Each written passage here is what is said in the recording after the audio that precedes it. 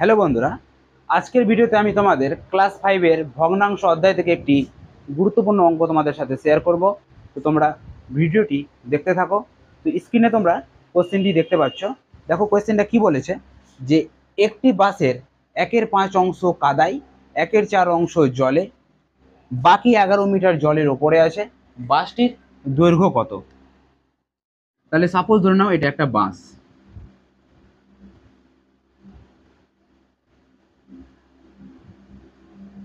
এই বাসটির বলে দিয়েছে যে 1/5 অংশ কাদায় রয়েছে। সাপোজ আমি ধরে নিলাম এতটুকু নিচের অংশটা হচ্ছে আমার কাদাতে আছে।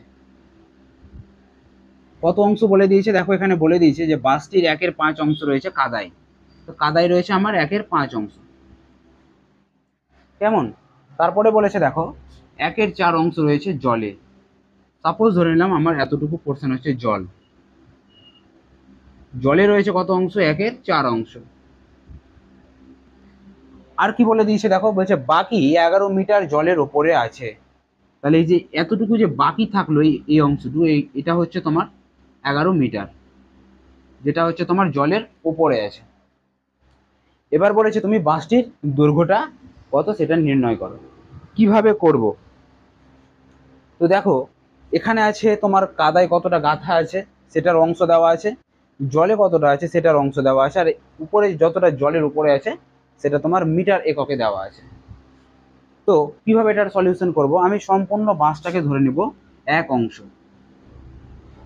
সম্পূর্ণ বাসটার দৈর্ঘ্য আমি ধরে নেব কত অংশ? এক অংশ। কেমন? তাহলে কি হবে, আমাদের অঙ্কটা করতে সুবিধা হবে। তাহলে চলো শুরু করি। ধরি সম্পূর্ণ বাসের উচ্চতা বা দৈর্ঘ্য এক অংশ। তাহলে আমরা এইভাবে লিখি, সম্পূর্ণ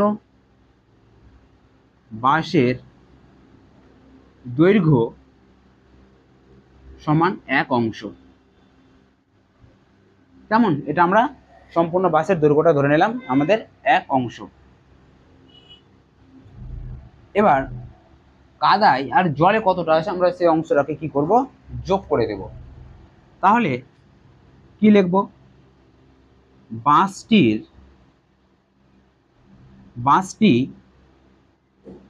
জলে ও কাদায় আছে। কতটা কাদায় আছে? কত অংশ কাদায় আছে? 1/5 কাদায় আছে, 1/5, আর জলে আছে তোমার কত? 1/4 অংশ। তাহলে এটা এদের যদি এটাকে যোগ করা হয় এই ভগ্নাংশটাকে, এদের লসাগু হয়ে যাবে তোমার 20,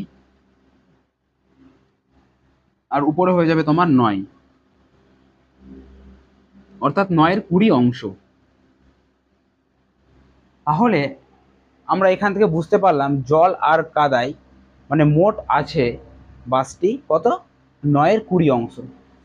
তার মানে এখান থেকে আমরা বুঝতে পারলাম যে আমাদের এই যে এই অংশটা বেঁচে আছে এটাই হচ্ছে তোমার কত, সেটাকে আমরা বের করব। কেমন? সেটা কেমন করে বের করব? আমাদের সম্পূর্ণ বাসটা হচ্ছে এক অংশ। সম্পূর্ণ বাসটা হচ্ছে আমাদের এক অংশ। কেমন? আর সেখান থেকে যদি আমি 9-এর 20 অংশটাকে বাদ দিয়ে দিই তাহলে কিন্তু আমরা এইটুকু অংশটা পেয়ে যাব। তাহলে এবার আমি কি করব, কি লিখবো? যে জলের উপরে আছে। জলের উপরে কত আছে অংশ? তাহলে জলের ওপরে আছে, তাহলে বাসটি জলের ওপরে আছে। কেমন? বাসটি জলের ওপরে আছে। বাসটি জলের ওপরে আছে। কত অংশ আছে? সম্পূর্ণ বাসটা ছিল আমার এক অংশ। সেখান থেকে যদি আমাদের জল ও কাদায় কতটা গাঁথা আছে সেটা যদি আমরা বাদ দিয়ে দিই তাহলে কিন্তু আমরা কতটা তোমার জলের উপরে আছে সেই অংশটা আমরা পেয়ে যাব।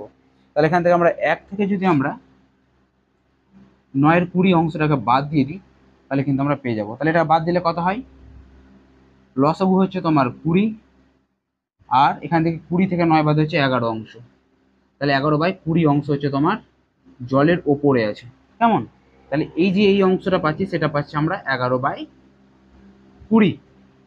11/20। কেমন? তাহলে বাসটি জলের ওপরে আছে কত অংশ, 11/20 অংশ। কিন্তু এখানে বলে দিয়েছে যে বাকি 11 মিটার জলের ওপরে আছে।